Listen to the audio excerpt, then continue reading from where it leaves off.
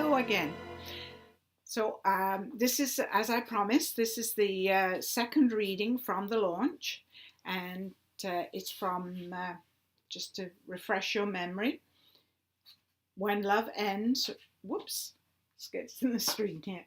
When Love Ends, Romance Begins. And if you remember in our first reading, Katie had just received her divorce papers, and she was a little bit upset and really didn't quite know what to do with her life. And this second reading, she's actually found a job and she's now started working. She's working as an assistant to an event coordinator.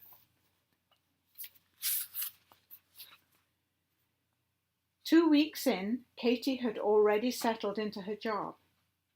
She struggled with the computer, but did well talking to clients and planning the details for events. Sylvie was a good teacher, and they made a great team. Brianna had been correct. Planning a large event wasn't much different from a dinner party. She saw little of Brianna. As an account manager, she was often out of the office or out of town on events. On Saturday morning, Katie hooked the leash into Buddy's collar and, much to Buddy's disappointment, put him in the back of the car. Buddy hated car rides and showed his displeasure by whining. "Bud, stop your whining. I'm taking you to Springsville. You love walking by the canal, and we're meeting Judy for lunch." She glanced in the rearview mirror as Buddy's head moved from side to side. He recognized the names and put his head on his paws, reducing the whining to a whimper. Katie drove into Springsville, turned down Marina Lane, and parked at Bob's Marina. She opened the car boot and pulled on a pair of Wellington boots to protect her feet from the mud and puddles along the canal towpath. Taking a deep breath, she relished the sweet-smelling autumn leaves and fresh rain on the grass, with a hint of canal water. Not so fresh. It always felt damp and chilly in November, but the rain had held off and the sun kept peeking through the clouds. The morning silence was broken by the lapping water as the narrowboats rocked gently in their moorings, interspersed by the occasional quack from mallards paddling between the boats. There was even the familiar plop of an otter going off for a morning swim. Katie stood still with Buddy at her feet and stared at the colourful canal basin. The narrowboats, once working barges hauling coal and goods up and down the British canal system, had transformed into brightly painted holiday boats. The interiors had modern mini kitchens and bathrooms, sleeping cabins, and elaborate lounges. They had names like Journey's End, Daisy May, and Katie's favourite, Tranquil Days. The name mirrored her mood every time she came to Springsville, tranquil and happy, especially out of season. She instinctively understood the narrowboats' anticipation as they rested, waiting for families to return in the spring. "Okay, Bud, are you ready?"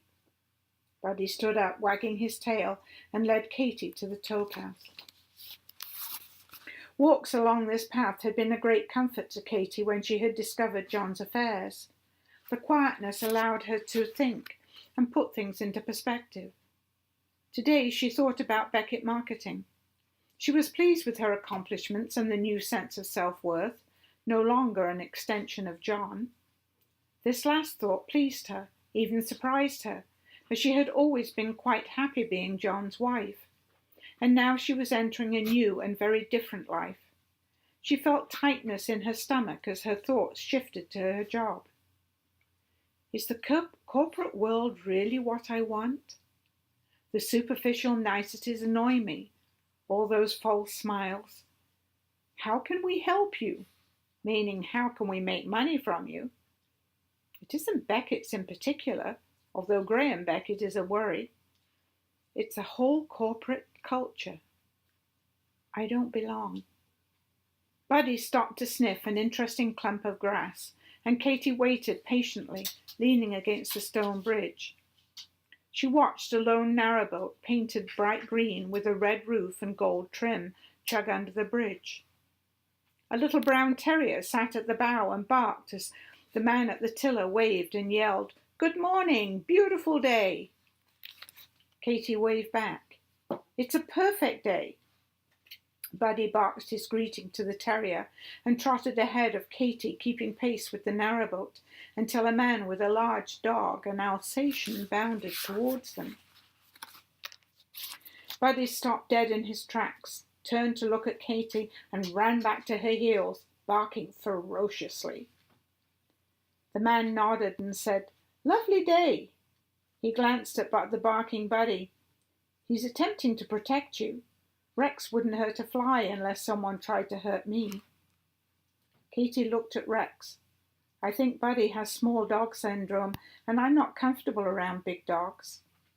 He senses my fear. Rex is a fine-looking animal." "Good day to you, sir." The man nodded, and Katy could have sworn that Rex lifted his head and sneered at poor Bud. She couldn't help but laugh. If God's dogs could talk, she suspected Buddy would chastise her for laughing.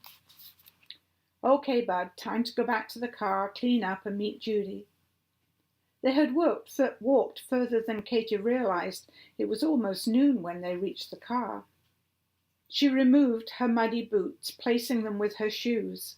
She looked at the not very white Buddy and pulled a large beach towel from her bag. Buddy's feet and legs were dark brown, and his underbelly dripped with muddy water. She wrapped him in the towel and rubbed his muddy chin and belly, leaving his paws until last. She wiped them gently, since he hated it as much as car rides. When she finished, he gave her a lick, jumped down, and shook himself.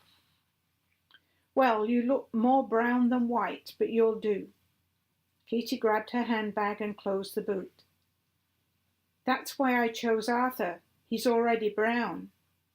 Katy spun around and came face to face with a man in his 50s, flashing a generous and kind smile that filled his round face. "We meet again." "We do?" Katy frowned. "We met this morning as I floated under the stone bridge. I moor my boat here." He pointed to the green and gold narrowboat, and Katy read the nameplate in gold letters on the bow of the boat. Tranquil Days. "Oh, yes. Sorry, I didn't recognize you without your boat." She laughed. "Oh dear, that sounded weird." "Not at all. My boat is a big part of my life, summer and winter.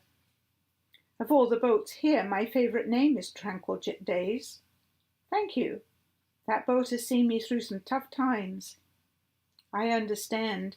Walking along the towpath helps me deal with—" Katy didn't know what to say. She was about to tell this stranger her life story. "As you say, tough times." "I have to leave, but do you come here often?" He burst out laughing. That was the worst line ever. "Before I embarrass myself any more, I will bid you good day." "Often on a Saturday morning," she called after him. "Nice to meet you." He waved and called Arthur, who was chasing Buddy around the picnic table. They jumped in their car and drove away. "Come, Buddy." Katy clipped the leash back on Buddy's collar, and they walked across to Mary's Bakery and Cafe. So that concludes our second reading, and there is actually one more reading to come that we read at the launch. So I hope you enjoyed that, and I look forward to seeing you in reading 3.